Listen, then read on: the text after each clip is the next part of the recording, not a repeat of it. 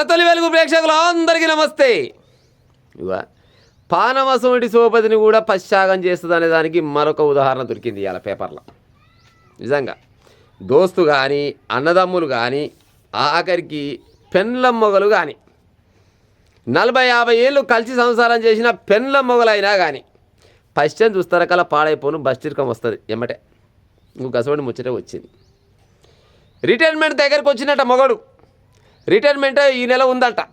Retirement ఉంటే ఆయన retirement కాలే ఇంకా కాకముందుకే పెళ్ళం కూర్చోనంట పొద్దుకంగా అయితమే. కానీ మరి నువ్వు రిటైర్మెంట్ అవుతావు, ఎంతో కొన్ని ఫైల్ దొరుకుతాయి అంటే దొరుకుతాయి, ఇన్ని రోజులు కటింగ్ అయినాయి మొత్తం దొరుకుతాయి కానీ మొగడు అన్నట. మరి దొరుకుతాయి కానీ మరి ఒలికిస్తావా పహలని అడిగిందట. మరి ఒలికిస్తుండొచ్చు మొగడు అన్నప్పుడు పెళ్ళానికేగా ఇచ్చేది, పిల్లలకేగా ఇచ్చేది. ఇంకో గాడలు ఇల్లు అయిందట. రిటైర్మెంట్ పైసలు వస్తే ఏం చేస్తావు, ఆస్తులు ఉండే ఇవన్నీ ఉండే ఏం చేద్దాం అనుకుంటున్నావు అని మొగని ఆరాధీసి అడుగుతుంటే ఆ మొగడు పాడైపోను అంటే పుసుకున ఏమన్నా మాట జారిండేమో. ఇప్పుడు ఎందుకు మరి ఇప్పుడు రిటైర్మెంట్ కాగానే పోతే పాడైపోను ఆగరాదు వచ్చిందా కాస్తలేదు పానం అన్నడట. ఆహా పైసలు రాకముందుకే నువ్వు ఆస్తలేవు అంటావా నన్ను అన్నదట. మూలకాయ చూసిందట. మూలకాయ చూడంగానే రోకల బండ అవుపడదట. రోకల బండ తీసుకొని ఒక్కడే పెట్టిందట.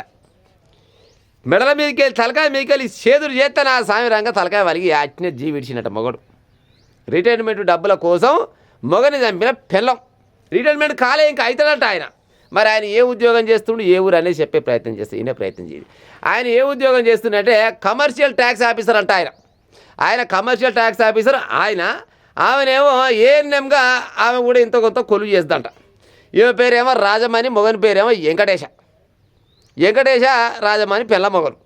అయితే ఆయనకు ఇక ఏజ్ దగ్గర పడ్డట్టుంది. దగ్గర పడ్డాక ఇక రిటైర్మెంట్ అవుతుంది కానీ పైసల ముచ్చట వెళ్ళి ఏకంగా పానం మీద తీసుకొచ్చింది. ఏ ఊరిలో అయితే సిద్దిపేట జిల్లా అంటే ఉస్నాబాద్ అంట. సిద్దిపేట జిల్లా ఉస్నాబాద్ దగ్గర భార్య పిల్లలు అందరూ ఉన్నట. మంచిగా సారు జరంత ఎంతో కొంత ఆఫీసర్ కాబట్టి రాజలెక్క బతికినట్ట. కానీ చివరికి వస్తారు కల పెళ్ళం చేత చచ్చిపోతాను ఏనాడు కూడా అనుకోకుండా వచ్చి పాడైపోను.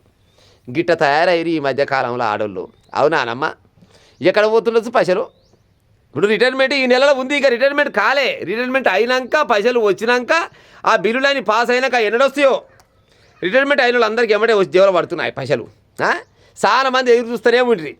ఇంకా అవి రాలేదు. అప్పుడే ఏకంగా పైసలు ఏం చేస్తావు, ఆస్తులు ఏం చేస్తావు, నాకే ఇస్తావా ఇంకోళ్ళకి అని ఇస్తావా, ఇంకోళ్ళకి ఇస్తుండొచ్చు. ఆయన పానం బాగలేకనే ఏజ్ అయిపోయినాకనే రిటైర్మెంట్ అవుతారు ఓలైనా. మరి ఈ టైంలో ఏమన్నా ఇంకోళ్ళకి ఇస్తుండొచ్చు ఆయన, ఇంకోళ్ళకి ఇస్తుండొస్తున్నా. ఓపికలు ఉండేవి పాడైపోను కొంతమంది ఆడవాళ్ళకు.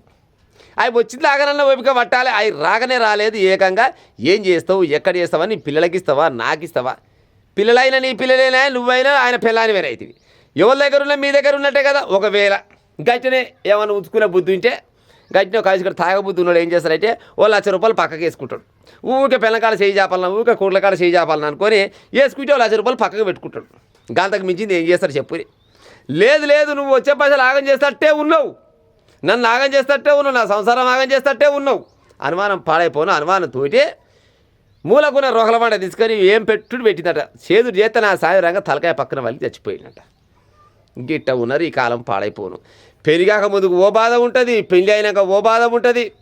ఇన్ని రోజుల దాకా ఏమేమి కష్టాలు పడ్డాడో, ఎక్కడెక్కడ తిరిగిండో. ఏదో పాడైపోయి రిటైర్మెంట్ అయినాక హాయిగా రాజలెక్క కూర్చుందాం, 4 రోజులు పిల్ల పాపలతో కూర్చుందాం, మనవలో మనవరాల్లో ఉంటారు. ఎవరు లేకున్నా కానీ టీవీ ముందర కూర్చొని చూసుకుందాం అనుకుంటే వాళ్ళు చాలా మంది ఉంటారు. ఎన్నో రకాల కళలు ఉంటాయి రిటైర్మెంట్ అయితే వాళ్ళకు. ఓ ఇల్లు కట్టుకోవాలి, ఇంత భూమి కొనుక్కోవాలి, లేకపోతే రాజలెక్క బతకాలి, బతికిన రోజులు హాయిగా ఉండాలని ఆలోచన ఉంటుంది. ఇక అవన్నీ రిటైర్మెంట్ కాకముందుకే ఆయన కథం పట్టించింది పెళ్ళం. అజకారి పెళ్ళాలు మా అమ్మగానే బతకనిచ్చే ఉపాయం చేయరాదురి. కొన్ని రకాలుగా చంపుతూరు మొగలనంటే అదో లెక్క. ఇప్పుడు అది ట్రెండ్ అయిపోయింది, పాడైపోను అదో లెక్క కూడా కాదు, అది ట్రెండ్ అయిపోయింది. గట్ల కాదు గీ రకంగా కూడా చంపుతామంటే అట్ట పాలైతే చెప్పురిగా. ఎక్కడ జరిగింది? సిద్దిపేట జిల్లా ఉస్నాబాద్ దగ్గర జరిగిందంట. ఉద్యోగం ఉన్నా ఓ బాధ ఉంది, లేకున్నా బాధ ఉన్నది. లేకుంటేనేమో ఏం పని చేస్తలేము ఎవరని ఆరుమనవే అని అట్టకొట్టి చంపుతుండే, ఉంటేనేమో పసలు ఏం చేస్తున్నామని ఇట్టకొట్టి చంపుతుండే.